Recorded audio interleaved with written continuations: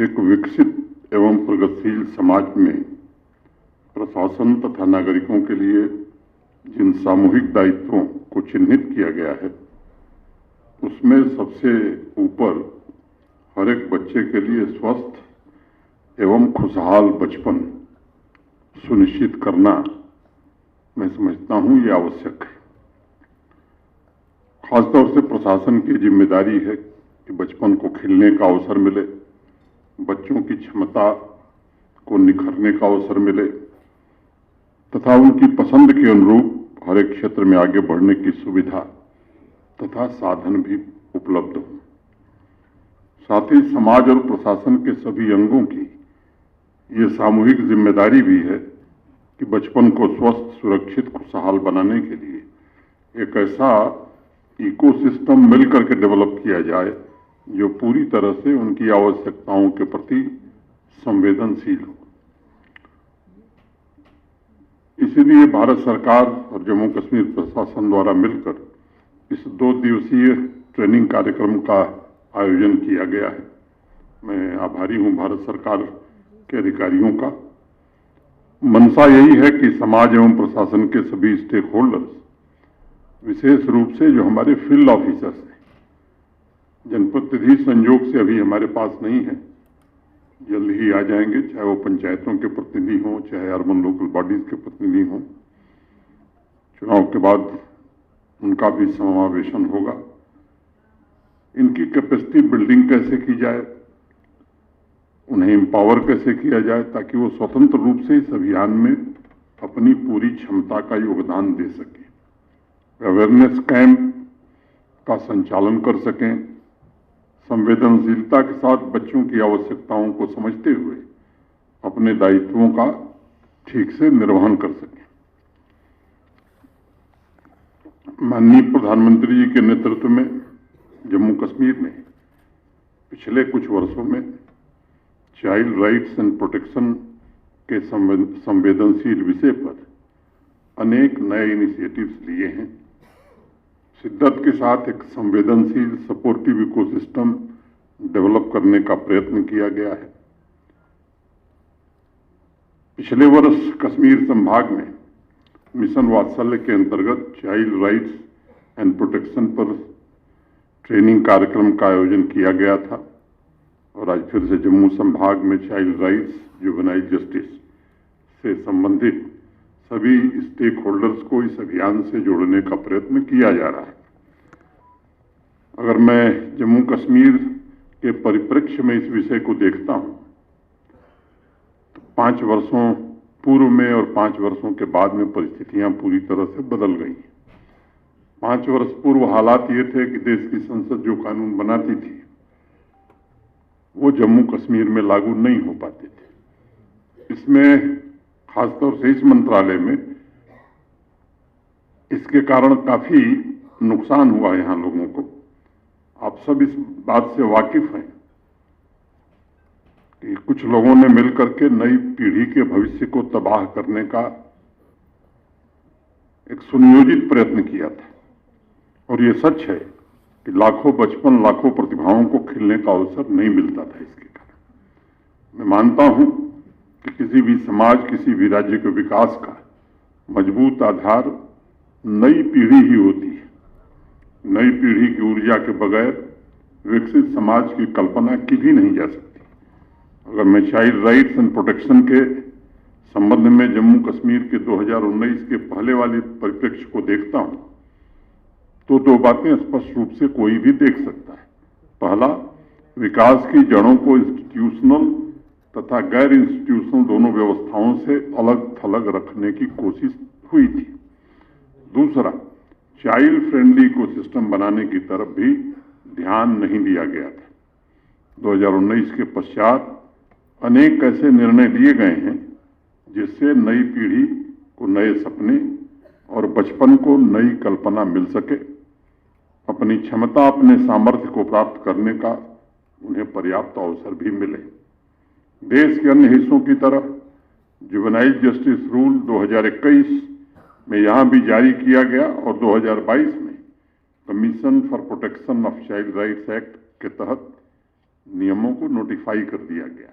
इसके अलावा juvenile justice board का पुनर्गठन किया गया। स्ट्रीट सिचुएशन में रह रहे बच्चों के लिए रिहेबिलिटेशन की पॉलिसी प्रशासन ने नोटिफाई की। इन परिवर्तनों के द्वारा एक संवेदनशील प्रशासन के नाते जो उद्देश्य है ऐसी मैकेनिज्म बनाना जो भविष्य उन्मुख हो और बच्चों को सुविधा उपलब्ध करा सके, चाइल्ड डेवलपमेंट के लिए बेहतर खुशहाल इकोसिस्टम का निर्माण कर सके। आपको जानकर ये आश्चर्य होगा कि आज से 5 साल पहले जम्मू कश्मीर के बच्चों को अडॉप्शन का कोई मैकेनिज्म उपलब्ध ही नहीं था।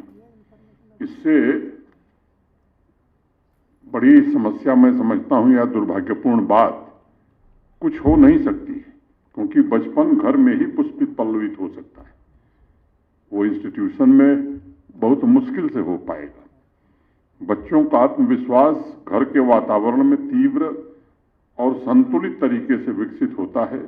इसलिए इंस्टीट्यूशनल केयर मुझे लगता है कि अंतिम ऑप्शन होना चाहिए।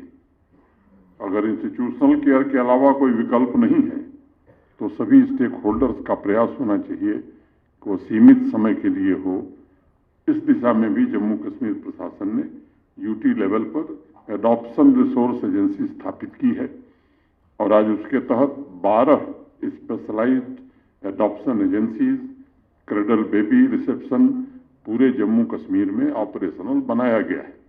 मुझे बताया गया है कि 2022-23 से अब तक 34 बच्चों को घर मिला है और इसमें मैं सभी स्टेक होल्डर्स की सबसे बड़ी उपलब्धि मानता हूं इसे। पूरे जम्मू कश्मीर के लड़के लड़कियों के लिए 47 चाइल्ड केयर इंस्टीट्यूशंस पलास और परिसा स्थापित हो चुके हैं। सेंट्रल एडॉप्शन एजेंसी के साथ मिलकर ये सुनिश्चित करने की कोशिश हो रही है कि लीगल एडॉप्शन प्रोसेस पूरी तरह से स्ट्रीमलाइन हो जाए, ताकि इंस्टीट्यूशनल केयर में रह रहे बच्चों को भी घर जैसा वातावरण दिया जा सके। जुवेनाइल जस्टिस एक्ट के तहत अनेक ऐसे कदम उठाए गए हैं जिसके लिए मैं सोशल वेलफेयर डिपार्टमेंट को हृदय से धन्यवाद देता हूं। मुझे बताया गया है कि 82 बच्चों की बेहतर परवरिश के लिए उन्हें ऑब्जर्वेशन होम में रखा गया है। जनवरी 2023 में जुवेनाइल जस्टिस एक्ट के अंतर्गत फॉस्टर केयर फंड की भी अनुमति दी गई। सभी किशोर सामर्थ्यवान बनकर भविष्य के निर्माण में सहयोगी हों, इसके भी प्रयास हो रहे हैं। मैं माननीय प्रधानमंत्री जी के प्रति हृदय से कृतज्ञता ज्ञापित करना चाहता हूं, जिन्होंने बड़े बच्चों को अडॉप्ट करने की नीति को भी सरल बना दिया है। जो बड़े बच्चे फॉस्टर केयर में रह रहे हैं उन्हें अपना घर मिले, अब यह सुनिश्चित किया जा सकता है। मैं इसे एक बहुत ही क्रांतिकारी कदम मानता हूं, क्योंकि किशोरावस्था ऐसी उम्र होती है जब अनेक बार बहकावे में आकर बच्चे गलत रास्ते पकड़ लेते हैं। अनेक बच्चे हम देख रहे हैं नशे के शिकार हो जाते हैं। घर का वातावरण मिलने से उनकी ऊर्जा, अपने व्यक्तिगत विकास, अपने सपने को पूरा करने में लग सकती है और वह राष्ट्र के निर्माण में भी योगदान दे सकेंगे। जम्मू कश्मीर के सभी जिलों में stakeholders, volunteers, youth club के मिले जुले नेटवर्क द्वारा यह भी सुनिश्चित किया जाना चाहिए कि सभी रिसोर्स बच्चों को उपलब्ध हो और बच्चे परिस्थितियों की वजह से किसी अपराध में न फंस सकें, उनकी पूरी तरह से उनका रिहेबिलिटेशन हो और समाज की मुख्य धारा से उन्हें जोड़ने में हमें सफलता मिले। जुवेनाइल जस्टिस को मैं राष्ट्र की विकास धारा का एक अभिन्न हिस्सा मानता हूं और मुझे इस बात का विश्वास है कि उनका प्रोटेक्शन सामाजिक न्याय के लक्ष्य के साथ आगे बढ़ रहे समाज की प्राथमिकता भी होनी चाहिए। आज के ट्रेनिंग प्रोग्राम का उद्देश्य है लीव नो चाइल्ड बिहाइंड। आज की नई पीढ़ी ये अमृत पीढ़ी है। इस अमृत पीढ़ी का एक भी बच्चा पीछे न छूटे, इसकी हम सबको मिलकर के चिंता करनी चाहिए। हमें इस संकल्प को भी याद रखना चाहिए कि आवश्यकता है कि बच्चों का प्रोटेक्शन, उनका डेवलपमेंट और मुख्य धारा से उन्हें जोड़कर ही भारत का भविष्य हम सुरक्षित कर पाएंगे। हमारा लक्ष्य भी यही होना चाहिए कि एक भी बच्चा स्ट्रीट सिचुएशन में न रहे, हर एक किशोर अपनी क्षमता से उसे पर्याप्त अवसर मिले, नन्हे बालक को एक घर और भविष्य उन्मुख वातावरण मिले। मेरी अपेक्षा होगी कि इस ट्रेनिंग प्रोग्राम के दौरान आप सभी 4 मुख्य संकल्प लें। पहला, आपके एरिया में जो बच्चा कठिन परिस्थितियों का सामना कर रहा है, उसे प्रशासन के इंस्टीट्यूशंस का कैसे सहारा दिलाया जा सकता है। अपनी नैतिक जिम्मेदारी समझकर अगर हम इसे पूरा करेंगे तो निश्चित रूप से सफलता हमें मिलेगी। दूसरा, मिशन वात्सल्य के तहत बच्चों के होलिस्टिक डेवलपमेंट के लिए किए जा रहे प्रयासों में, अभी पंचायतें नहीं हैं, कुछ दिनों में आ जाएंगी, उनकी भूमिका कैसे हम अधिक से अधिक बढ़ा सकते हैं। उनकी अनुपस्थिति में हम ये देख सकते हैं कि उस पंचायत के कौन से ऐसे लोग हैं जिनकी इन कामों में रुचि है। हर पंचायत में यूथ क्लब बने हुए हैं। यूथ क्लब के सक्रिय सदस्यों को हम कैसे इन्हें जोड़ सकते हैं, इसके लिए हमें प्रयास करने की जरूरत है। और तीसरा, जैसा अभी संयुक्त सचिव महोदया बता रही थी, कोविड के दौरान जिन बच्चों ने अपने माता पिता को खोया है, मैं समझता हूं कि उनके प्रति जिम्मेदारी सरकार प्रशासन की तो पूरे समाज की है। आप खुद समझ सकते हैं कि माता पिता के स्नेह की कमी पूरा करना ये असंभव है, नामुमकिन है, लेकिन सभी स्टेक होल्डर्स के सेवा और त्याग द्वारा उन बच्चों को क्या हम महसूस करा सकते हैं कि उनके माता पिता की कमी दूर करने में हम भी सहायक हैं। उनके बेहतर भविष्य को निर्मित करने में पूरा समाज एकजुट है। वर्तमान में असुरक्षित बच्चों को शिक्षा और न्यूट्रिशन के लिए हर महीने 4000 रुपए की आर्थिक सहायता दी जा रही। मिशन वात्सल्य के तहत चाइल्ड केयर इंस्टीट्यूशंस को हर बच्चे की देखभाल के लिए 3000 रुपए प्रतिमाह दिए जा रहे।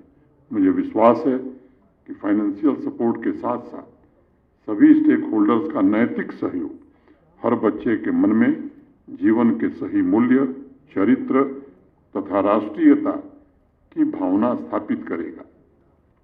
जम्मू कश्मीर की एक कठिनाई भी है, जिन लोगों ने लंबे समय तक जम्मू कश्मीर को इन सब अधिकारों से वंचित रखा, वे लोग जिन्होंने आतंकवाद को यहाँ हवा दी, आतंकवाद की जड़ों को गहरा करने का काम किया, उनकी ओर से भी कोशिश है कि पुनः ऐसे बच्चों को और कई बच्चियों को ऐसे कामों में शामिल करने की कोशिश हो रही है ताकि प्रशासन उन पर कार्रवाई न कर सके। पुलिस के जो अधिकारी हैं उनसे मेरा आग्रह होगा कि इसमें बड़ी फाइन लाइन है और इसमें आपको सदैव सजग रहने की जरूरत है, क्योंकि कोई निरपराध बच्चा अगर इसमें फंसेगा तो मुझे लगता है कि वो हमारे लिए बहुत ही खतरनाक होगा। बार बार एक बात हम कहते हैं कि बेगुनाह को छेड़ो मत और गुनाहगार को छोड़ो मत। ये जम्मू कश्मीर प्रशासन की नीति है, हमें इसी नीति पर आगे बढ़ने की आवश्यकता है। यह 2 दिवसीय वर्कशॉप इन सभी लक्ष्यों की प्राप्ति में निश्चित रूप से सहयोग करेगी। मैं ऐसी कामना करता हूं। फिर से एक बार भारत सरकार के अधिकारियों का आभारी हूं और आप सबको हृदय से धन्यवाद देते हुए अपनी बात में ही पूरी करता हूं। धन्यवाद। जय हिंद।